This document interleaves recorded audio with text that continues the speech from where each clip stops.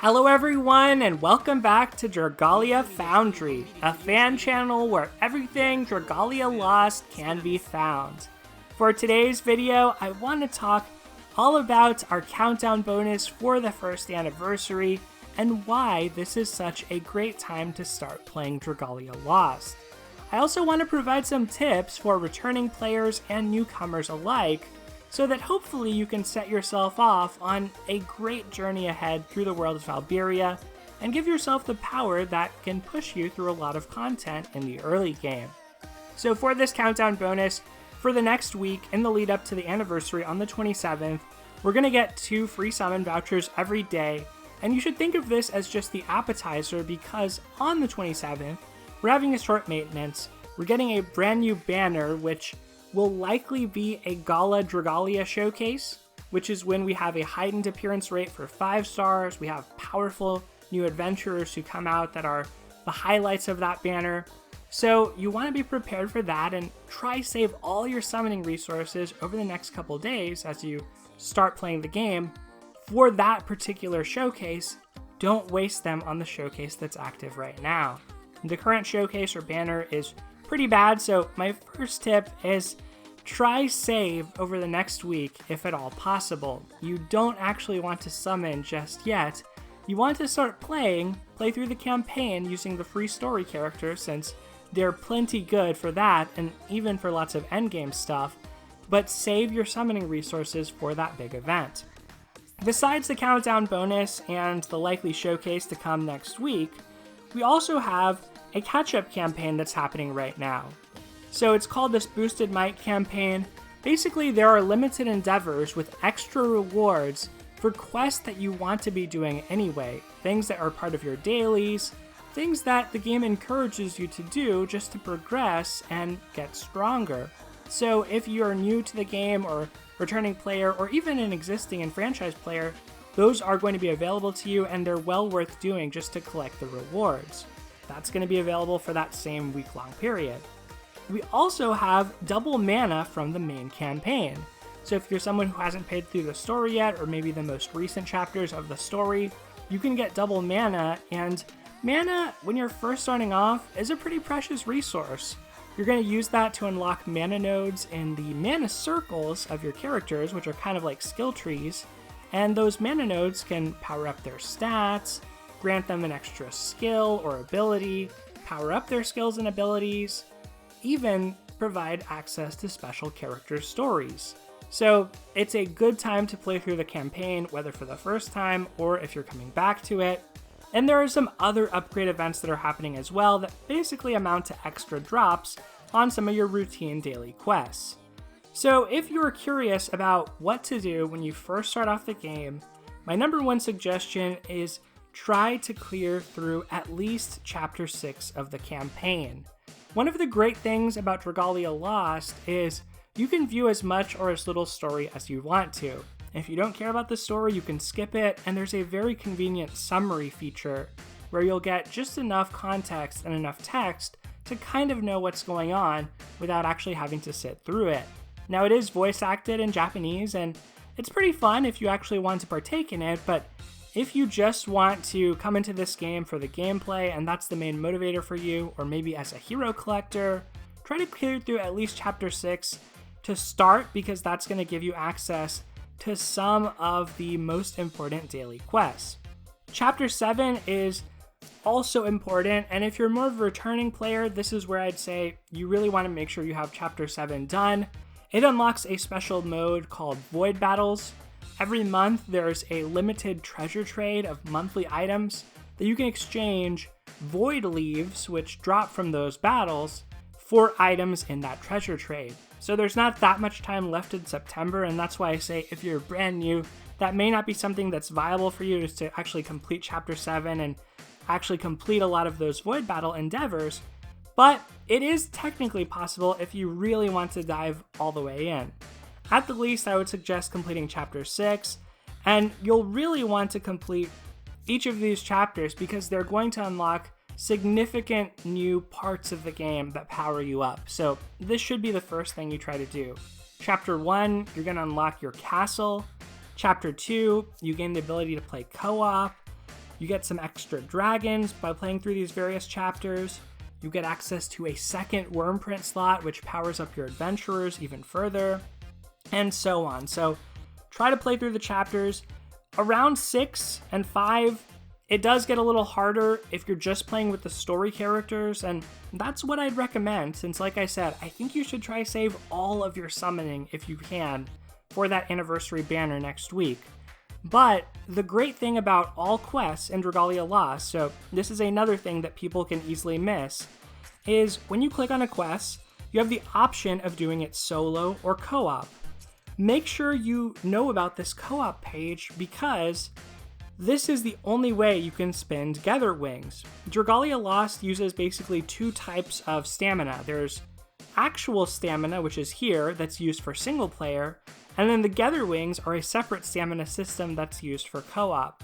Every time you level up, you're going to get 12 more wings and you're going to fully recover your stamina. So level ups will happen very frequently when you first start the game. Each time you level up, you're going to get some extra Wormite, you're going to get some new facilities for your Pallidum, which is used to power up all of your adventurers and also for production facilities like rupee mines. But you want to actually use those stamina, use those wings, because by using them, you'll actually get them on a countdown to regen. So make sure you are using your Gather Wings and doing things in co-op, whatever type of quest it may be.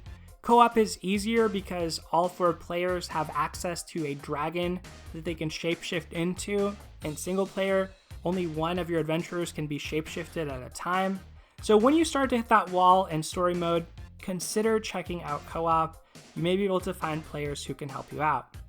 Now, besides completing the story, the other things you're going to want to focus on are here on this piece of parchment. This is basically your endeavors page.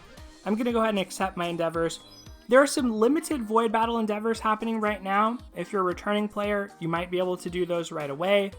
And then the standard daily endeavors include things like Avenue to Fortune, which is a standard quest you do every day. It's a daily to get rupees. There's Avenue to Power. It's basically a daily quest that you do to get crystals that you use to level up your adventurers. So use these as a guide for what you want to do in a day. Under the limited page, this is where the Catchup campaign endeavors are. So if you've already finished through the story, start to work on these various endeavors because you have about a week to get these done, and the rewards are well worth it, culminating in this 1200 Wormite, which is basically a free 10-fold summon. If you're more of a returning player, there's also limited time void battle endeavors. And if you're a very ambitious new player, you could potentially dip into some of these as well, but these are going to be on the harder side.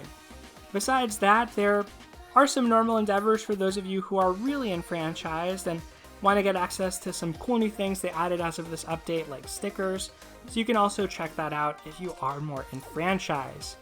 Now, one of the other things that's really big in Dragalia Lost that the game never really explains or tells you is if you lose a quest, it doesn't matter. You don't waste your stamina, you don't waste your Gather Wings. There is no consequence for failure, and if you die in a co-op quest and the rest of your team manages to clear the battle, it still counts as a clear for you. We'll look at some of the quests in the event page since these are kind of the dailies that you'll want to be doing. All of these daily quests have a little treasure chest, and basically the first time that you clear them in a given day, you get an even larger bonus in drops from the quest. So if you've been playing for a long time, you'll probably just need to clear these once per day. However, you also get Wormite for clearing each level of difficulty even from the beginning. So even if you're able to access a higher difficulty level just by going back and clearing the earlier one for the first time, you're going to get a total of 25 Wormite if you're able to clear it with no deaths.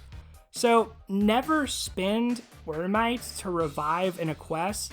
Being dead does not matter. It's not costing you stamina, it's not costing you wings. It's okay if you fail the quest. Just keep that in mind. There's no consequence of failure. You can keep trying. The game encourages you to keep trying, but it'll offer to revive you. You never want to accept that offer. That is a bad offer. There's other ways you can spend Wormite, but I would strongly suggest for now, save for the anniversary, save it to use on summoning. One other thing I briefly want to show you is just the shop page. You might not think that this is relevant to you if you're free to play, but you can do a free item summon on here once per day. If you're a more intermediate player, you can buy these items for rupees like succulent dragon fruit and consecrated water that are usually worth getting. Here are the treasure trades that I had talked about with respect to the void battle that you want to try clear out any of these limited items monthly, especially starting with the Champion's Testament and the Moonlight Stones. Those are particularly precious and good if you're kind of in that intermediate range of the game. But yeah, that's pretty much all I want to say as far as getting yourself off to a good start in Dragalia Lost. If there's one last thing I can touch on, it would be the Pallidum or the castle and the dragon roost that's a part of it. Every day you can give gifts to your dragons, and by giving them these gifts, you get valuable materials that you can use to upgrade your adventurers. And so it's kind of well worth it, even though there's a rupee cost to this, to trade these. And you also raise your bond level with the dragon, giving you extra shapeshift time when you're playing as them, extra might, which can be important in the early game because might is a number on every quest that dictates whether or not you can play it. So yeah, it is good, and you want to make sure you're doing this every day. As for the early game Pallidum strategies, try to level up your fastest to level facilities when you're first starting off. Early on, the build times on many of these facilities will be very low, like 3 minutes, 5 minutes, up to 30 minutes, and then an hour, and it slowly gets longer. But to start off, you want to go with whatever you have the resources to level with your smith worms. You're 2 when you start off, but I would say you can feel free to buy a couple of those. You could go up to 4 and probably manage all of them. And you want to try level up wide rather than stacking everything on one facility and focusing all your resources into one facility, because the entire space in your castle is dictated by the level on your Pallidum. So when you first start off, the castle is going to look way more empty, and essentially the more you play, the bigger you're able to level it out because your Pallidum can reach the max level of 9. Every so often, by building up facilities, you'll hit a threshold where your facility level is at such a point that you can also put a Fafnir to level up the Pallidum, or put a Smithworm to level up the Pallidum. Relatedly, the Smithy is an important facility that has limitations for which weapons you can craft. You're going to want to try to level this up as you continue to play the game. I don't know that you'll get to it in your first week, but if you do, try to level that up as soon as it's available. But that's pretty much going to do it for this video. Think of this as just a quick refresher if you want to try start off on a good footing in the game. Overall tips, make sure you do that story. Try to do Imperial Onslaught. You get that for beating Chapter 6 twice a day. Try to do Void Battles if you're coming back to the game and can beat Chapter 7, or are at a point where you can beat it even sooner than that. Make sure you are also saving your Wormite for the anniversary, since I think that's really the time to spend it. Don't worry about dying, don't worry about failure. Feel free to try lots of things in this game because you're not punished for doing that. And finally, try to go wide with your Pallidum when you're first starting off. That's going to do it once again. I'm going to take a look at High Zodiark. I haven't even played that yet, but I'm really looking forward to it. Thank you so much for watching, everyone. Take care, and I'll see you next time.